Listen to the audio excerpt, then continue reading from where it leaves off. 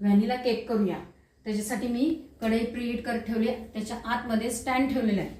2 वाटी मैदा, 1 वाटी पिठी साखर, तेल, पाणी घेतलेलं आहे आणि बेकिंग सोडा आणि खायचा सोडा असे सगळे साहित्य मी एकत्र केलेलं आहे।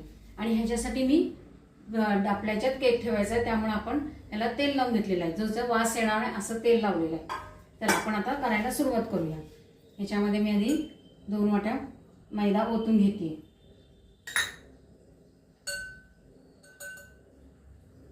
आता ही पिठी साखर ह्याच्यात घालते,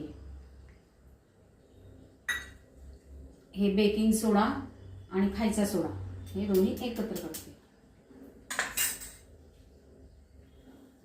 आता ह्याच्यामध्ये मी तेल ओतून घेते।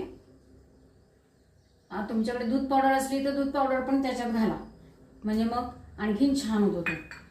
आता हे सगळं मी आवरून ठेवते।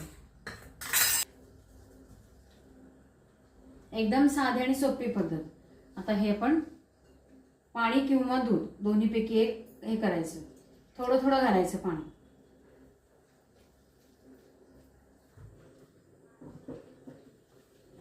हे थोडंसं अजून जरा हे घट्ट आहे, थोडंसं चमचाभर पाणी घालणार आहे मी ह्याच्यामध्ये।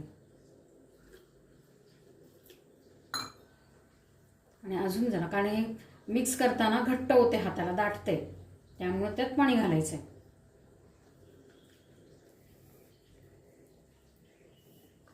असं हलकं झालेलं हलवायला आणि रेव्हिनीसारखं पडतंय छानपैकी। आता ह्याला आपण तेल लावून घेतलेलं आहे। आता ह्याच्यामध्ये मी हे सगळं ओतून घेते।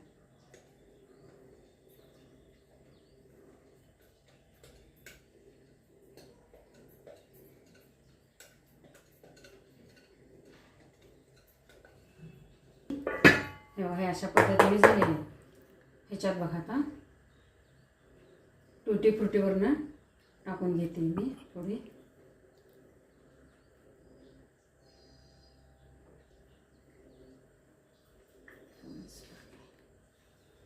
ह्याच्यात ठेवते।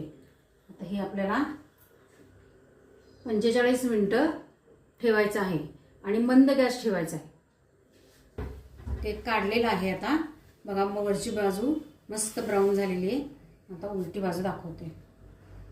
हे बघा किती छान झालेली आहे, मस्त झाली आणि मऊ झालाय, स्पंजी। मी तर कापून दाखवते थोडा।